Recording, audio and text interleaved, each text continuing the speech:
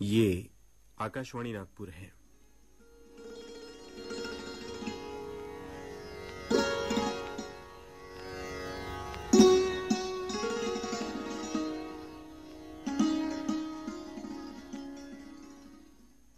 श्रोताओं, आइए सुनते हैं नाटक परख।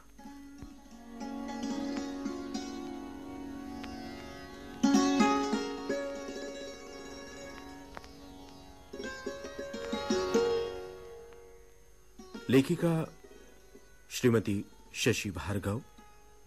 इसमें भाग लेने वाले कलाकार अपरेश सान्याल, अनुराधा चक्रवर्ती, अभिषेक मुखर्जी, चंद्रशेखर सोमलवार, सरिता लांबट, प्रकाश भांडवलकर, अशोक जांबुलकर, श्रद्धा भारद्वाज और आमंत्रित बाल कलाकार शुभांगी सन्याल।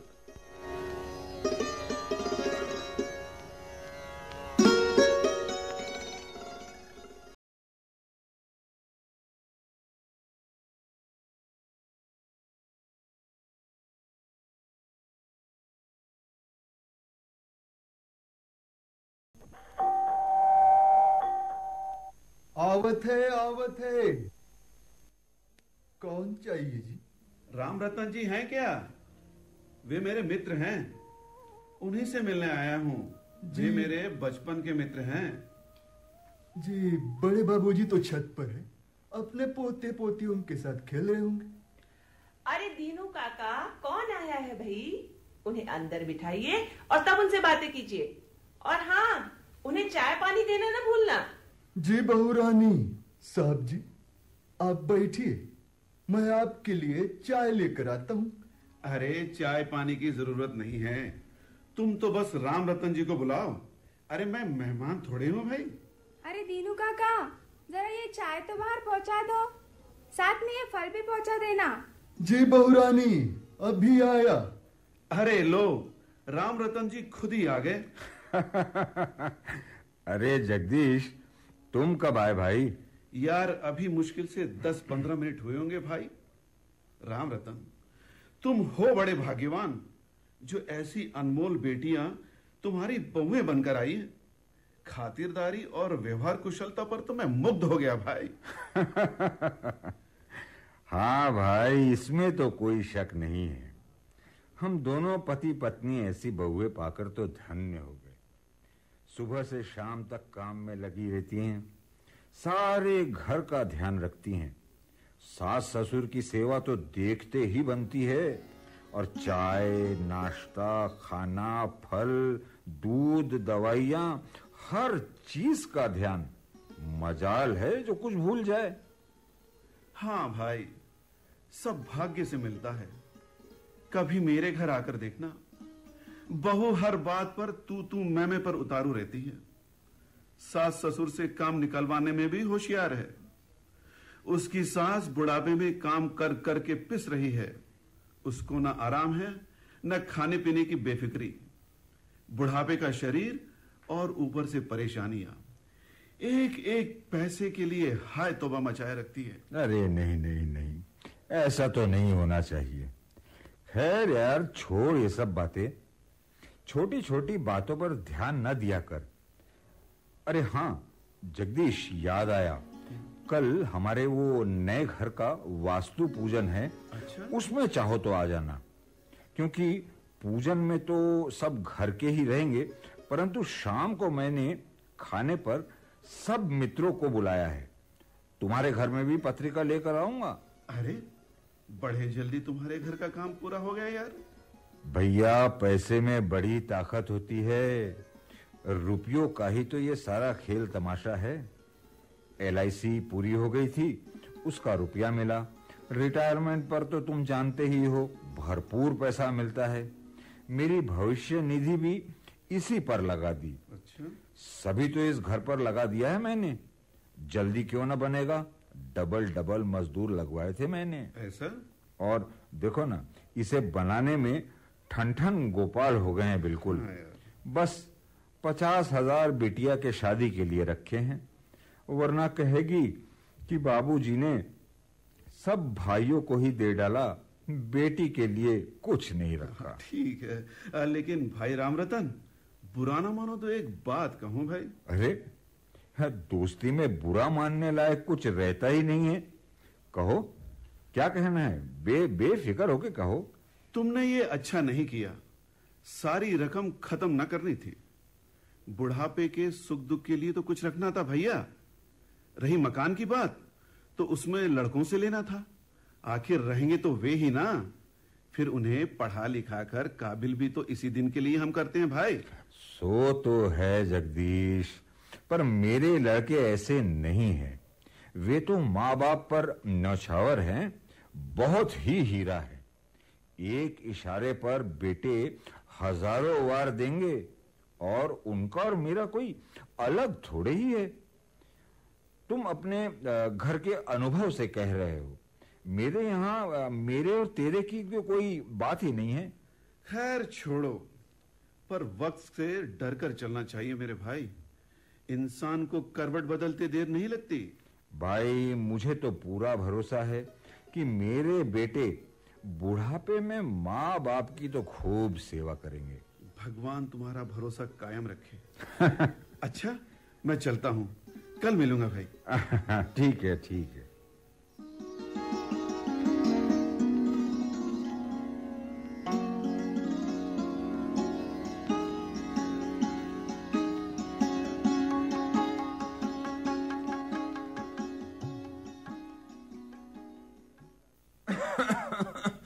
अरे राजेश्वरी, अरे राजेश्वरी, क्या बात है? क्यों चिल्ला रहे हो?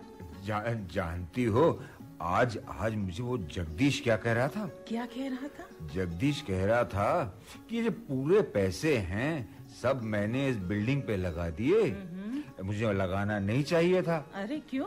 अरे क्योंकि आजकल के बेटों का कोई भरोसा नहीं है। अब तो देखती हो उसके घर में हर वक्त तू मैं झगड़ा चलते ही रहता है। हाँ, ये तो सही है। जगदीश भैया भी कह रहे थे उसी दिन कि उनके घर में बहुत तकलीफ होती है, लेकिन इसमें क्या हुआ? सारी पूंजी लगा दी तो क्या? हमने तो हमारे बच्चों के लिए ही तो कमाई है, और हमारे बच्चे तो हीरे हैं, हमारी बहुएं तो हीरे हैं, हीरे। नहीं, इसमें तो कोई शक नहीं राजेश्वरी। हाँ, बिल्कुल। हमारे बेटे तो ऐसा नहीं करेंगे। बिल्कुल नहीं करेंगे। ये तो और तुम तो जानती हो राजेश्वरी, अब मैं कितना बुढ़ा हो गया हूँ। नहीं जी, अभी कहाँ बूढ़े हो। अरे कमर झुक गई और बोल रही हो अभी भी बुढ़ा नहीं हुआ। तुम्हें तो मैं कभी बुढ़ा लगूंगा ही नहीं। अब देखो, ये पूजा की ही बात देख लो। अब इतनी बड़ी हो गई है, और कल चल के अब इसकी भी शादी करनी पड़ेगी। हाँ, क्यों नहीं। मेरी बिटिया तो बहुत सुंदर दुल्हन बनेगी। क्यों पूजा, है ना? हाँ? हाँ, देखो वो दुल्हन बनेगी। दुल्हन बनेगी ना? हाँ। अच्छा ये बता, दुल्हन बन के कौन से रंग के कपड़े पहनेगी? वो तो लाल परी बनेगी, लाल परी मेरी पूजा। हाँ। लाल परी बनेगी? हाँ। देखा? और वो ये नहीं होगा, क्या बोलते उसको, वो चुनरी और दुपट्टा? ये सब? हाँ, गहनों से लदी रहेगी हमारी बिटिया रानी, है ना बेटा? और पूजा तू डर मत। तेरे लिए ना मैंने इतने बड़े बड़े कान के बूंदे बना के रखे हैं। अरे बाप रे! क्या तुझे विश्वास नहीं होता? होता है।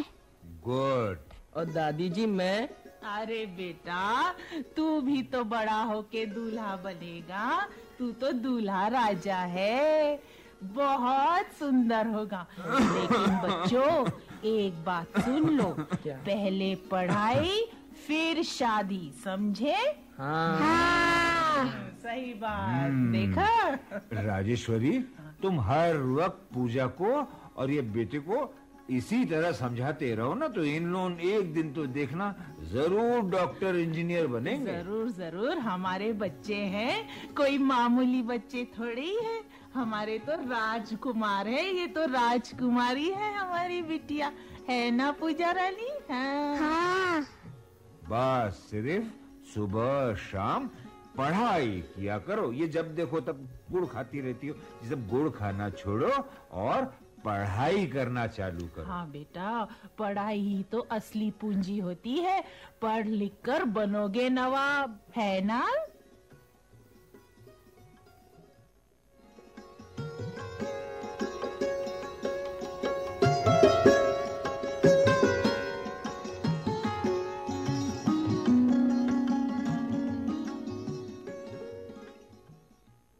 अरे श्रद्धा, पंडित जी चले गए क्या? हाँ जी, पूजन करवा कर अभी हाल ही में तो गए हैं। और अतुल कहाँ है? अतुल भैया शायद पंडित जी को छोड़ने गए होंगे। तो तुम ही जल्दी जल्दी सब सामान व्यवस्थित रख दो। शाम के भोज की तैयारी भी तो करनी है। जी आप चिंता न करें, और मैं और निधि तो हूँ ना, दोनों मिलकर अभी सामान जमाए देते हैं। आप बाहर का संभालिए। अच्छा।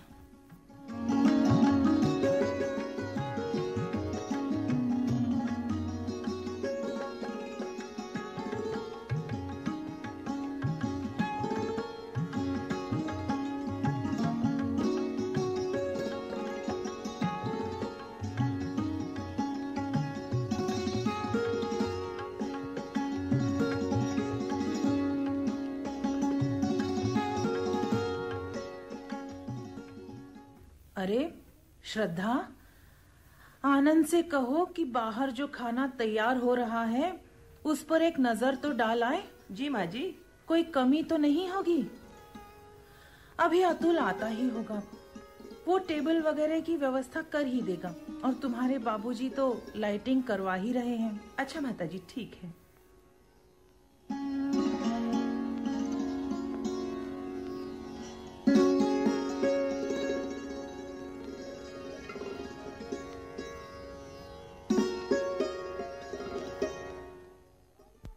अरे दीदी, ओ श्रद्धा दीदी, अरे कहाँ हो? निधि, मैं तैयार हो रही हूँ, तुम भी तैयार हो जाओ। लोगों के आने का समय होता जा रहा है ना। अच्छा दीदी।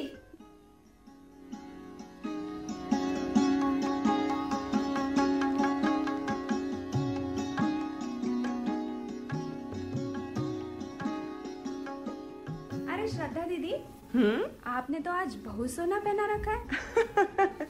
लेकिन ये तो सब माता जी का दिख रहा है। हाँ निधि, शाम को सब लोग आएंगे ना, और मैं ही तो घर की बड़ी बहू हूँ, है ना। इसलिए मैंने माता जी से मांग लिया। आज या कल मुझे ही तो सब मिलना है ना। अच्छा अच्छा। निधि, ओ निधि, कहाँ हो? मेरी टाई नहीं दिख रही। जी अभी आई। टाई वही कमरे में रखी है, मैं आकर देती हूँ। अरे यही मैंने आपके सूट के साथ हैंगर पर लगाई थी। जाने जाने कहाँ चली गई? अरे लो, मिल गई। मैंने ही पलंग पर रख दी थी और मैं ही भूल गया। सुनो जी, मुझे आपसे कुछ कहना है। कहो, क्या कहना है? जी जी, आप नाराज तो नहीं होंगे ना? मैं कभी तुम पर नाराज होता हूँ क्या, जो आज हो जाऊंगा? जी कहो, क्या कहना है? जी वो बड़ी दीदी है ना, श्रद्धा दीदी, उन्होंने माता जी के सारे जेवर पहन रखे हैं। अच्छा जी, मुझे नहीं लगता वो वापस करेंगी। कह रही थी मैं ही तो इस घर की बड़ी बहू हूँ, आज या कल मुझे ही तो सब मिलना है। ऐसा नहीं हो सकता, उस पर तुम्हारा भी हक है। आप क्या करें? तुम चिंता न करो, कुछ न कुछ जरूर करेंगे। देखो, जल्दी में बात बिगाड़ ना देना। जो भी करना है ठंडे मन से सोच कर करना।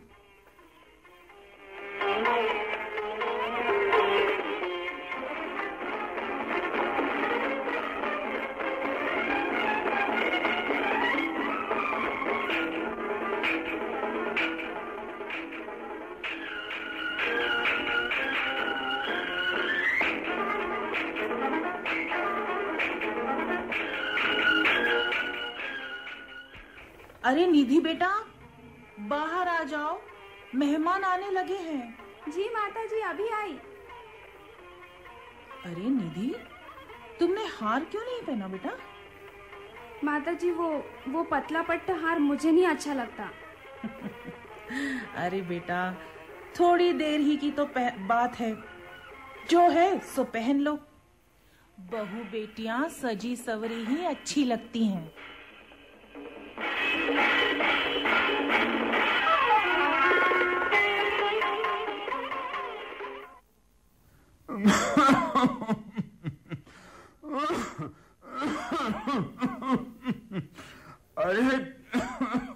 अरे राजेश्वरी, ओ राजेश्वरी।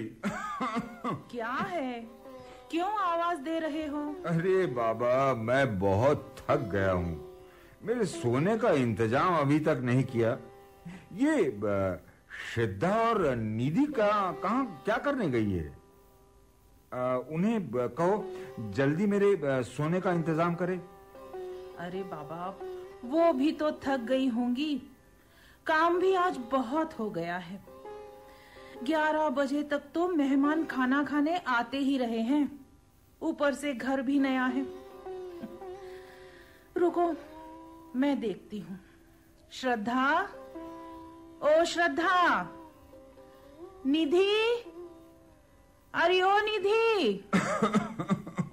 ओ, कोई सुन नहीं रहा है। हाँ, मुझे ही उनके कमरे तक जाना पड़ेगा।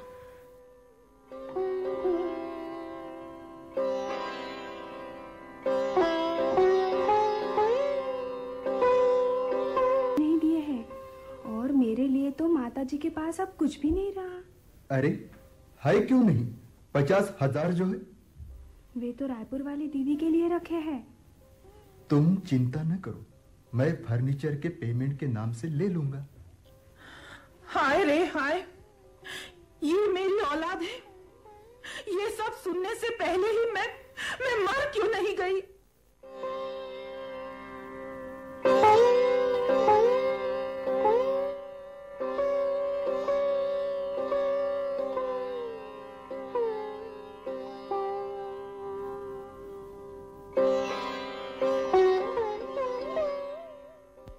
अरे राजेश्वरी भी जाने कहाँ चले गई, अभी तक नहीं आई। मैं ही देखता हूँ, शायद मेरे ख्याल से आनंद के कमरे में गई होगी। वहीं जाकर देखता हूँ। अरे श्रद्धा, ये गहने जल्दी जल्दी माँ को दे दो, वे संभाल कर रख देंगी। कहीं तुम इधर उधर रख दोगी तो आफत आ जाएगी। ये गहने मैंने वापस देने के लिए थोड़ी ना लिए हैं। फिर? हाँ, मैं घर की बड़ी बहू हूँ, इन पर मेरा हक है। और एक बात सुन लीजिए ध्यान से। बोलो। इन्हें मैं देने वाली नहीं, मैं ही रखूंगी। अरे जरा धीरे से तो बोलो, तुम्हारी मति को क्या हो गया? माँ पिताजी सुन लेंगे तो गजब हो जाएगा। गजब हो जाए तो हो जाए, मुझे इसकी बिल्कुल परवाह नहीं है। अरे इस बुढ़ापे में उन्हें सोने चांदी का क्या काम? अरे दिन तो हमारे हैं, और हम कब तक इंतजार करते रहेंगे भला? और गहने तो मैं ही लूंगी। अच्छा बाबा, ले लेना। अभी जाकर माँ बाबूजी का बिस्तर तो लगा दो। बस आज लगाए देती हूँ। और कल से? कल से मैंने उनका इंतजाम करवा दिया है। क्या मतलब? अरे मैंने वृद्धाश्रम वालों से पहले ही बात कर रखी है, और अब माँ और बाबूजी वहीं रहेंगे। ये रात दिन की चाकरी हमसे न होगी। छी छी छी छी छी, ये क्या घोर कलयुग आ गया। ये मेरी औलाद नहीं, डाकू है, डाकू। साधु बनके बेटे मुझे लूट ले गए। और दिनू, सुन, तू दौड़ कर इधर आ भाई। अरे दिनू, मेरी छाती में दर्द उठा है, पानी लिया। और सुन, तू जाके वो डॉक्टर को भी बुला ला। अरे बहुरानी, ओ बहुरानी, अरे जल्दी इधर आवा, बाबूजी बेहोश हो गवा। हाय हाय, क्या हो गवा? अम्मा भी उस दरवाजे पर गिर पड़ी है। ये एक साथ कैसे हो गवा? अरे कोई दौड़ो रे, कोई दौड़ो, संभालो। मैं बताऊं दादाजी को क्या हुआ है? हाँ बबुआ, बताओ, कहाँ हुई गवा? दादाजी ने मम्मी पापा की बातें सुन ली। मम्मी कहती है वे दादी के सब गहने उन्हें वापस नहीं करेगी, और दादाजी और दादी को वृद्धाश्रम में पहुंचा देगी। इसीलिए दादाजी बेहोश हो गए। और परवेश भैया, मैं बताऊं दादी जी को क्या हुआ है? क्या हुआ पूजा, जल्दी बताओ। दादी जी ने मेरे मम्मी डैडी की बातें सुन ली है। मम्मी कह रही थी कि ताई जी ने सब गहने दादी जी से रख लिए हैं। तो डैडी दादाजी से फर्नीचर के नाम से 50,000 रुपए ले लेंगे।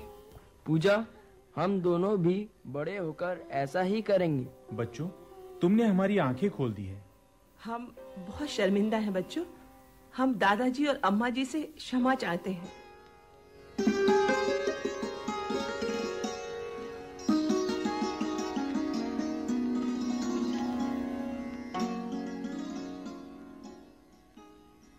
परख।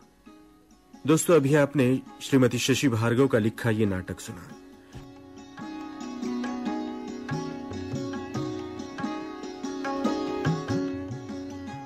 इसमें भाग लेने वाले कलाकार थे अनुराधा चक्रवर्ती, अभिषेक मुखर्जी, अपरेश सान्याल, चंद्रशेखर सोमलवार, सरिता लांबट, प्रकाश भांडवलकर, अशोक जांबुलकर, श्रद्धा भारद्वाज और आमंत्रित बाल कलाकार शुभांगी सन्याल।